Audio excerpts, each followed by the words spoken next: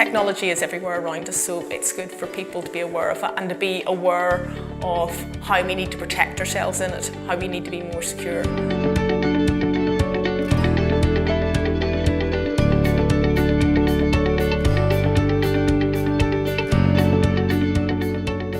We think one of the most important sessions you can run are sessions focusing on cybersecurity. Now, we're really interested in cybersecurity at the Tech Partnership, not least because there are literally thousands of vacancies in that industry. We also really want students, particularly, I would say, boys aged above 13, not to go down the unethical hacking route.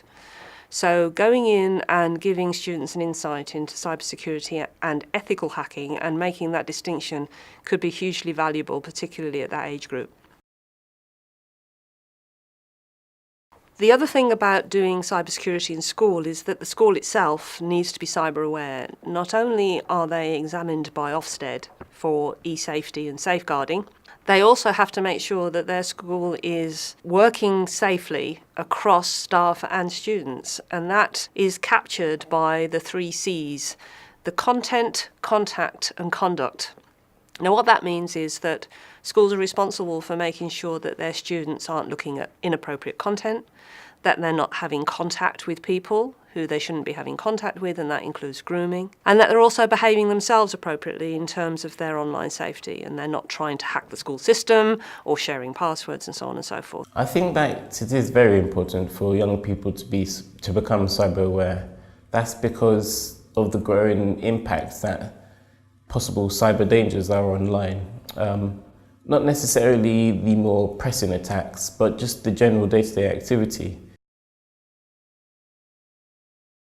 One of the good things about doing a cybersecurity session in schools is that our website has already got lots and lots of content that you could draw upon. An example might be that we have a set of open badges based on cybersecurity, which includes things like the digital footprint and social engineering. For example, you could do a 10-minute chat on one of these main topics, and then the students could sit and work through the e-learning and gain a badge at the end of your session, one of the open badges on the website. And that would be actually a very effective way of delivering that. Not only do they get an industry expert talking about something, they can then gain something tangible at the end of it to show that they've learnt about that topic. Running a session on cybersecurity often means raising awareness of what cybercrime is, the sort of things that cybercriminals do, and making that session interactive could be a great way to get them really engaged. You might start with a case study, for example, of a recent hack, and there's always one in the news. You might talk a little bit about some of the things that we routinely do to try to prevent cybercrime, and often it's really useful to actually relate to their own content. So imagine what it would be like if somebody hacked you or infected your computer with malware and you lost the contents of your hard drive. And actually relating it to their own personal experiences would be very effective in getting them to think that actually even they could be the target and vulnerable to a cyber attack. A very practical way of getting them involved in a session would be to actually pose an ethical question, a moral dilemma. If they saw their teacher, for example, had written down a password and it was easily visible to people in the class, what would they do about it? Would they make a note of it and go off and hack the teacher's account?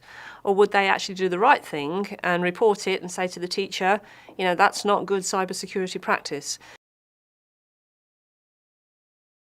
On the website, we have a resource called Countdown to Chaos. This is a 4-act real-life simulation of a cyber attack on the UK power grid. Students work through it, and it's full of all sorts of video and social media accounts. They get messages from head office. They are an agent who has to find out who the perpetrators of the hack are before the lights go out.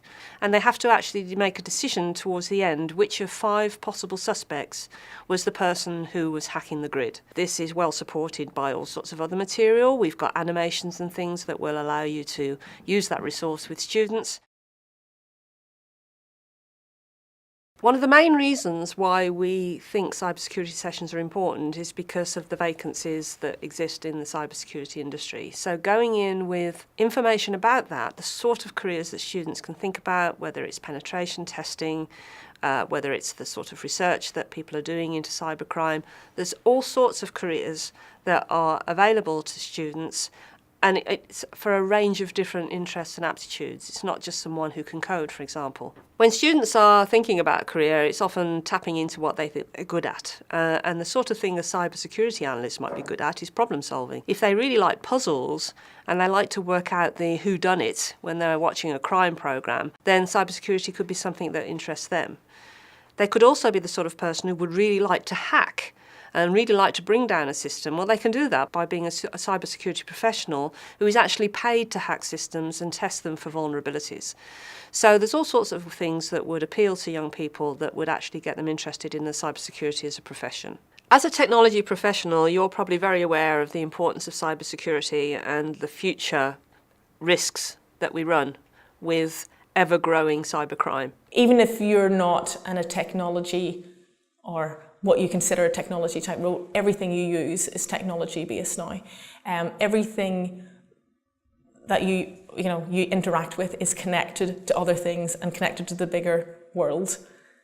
It is really good to have at least some understanding of how that works and how to protect yourself and how to protect your group and your company and everything else around it.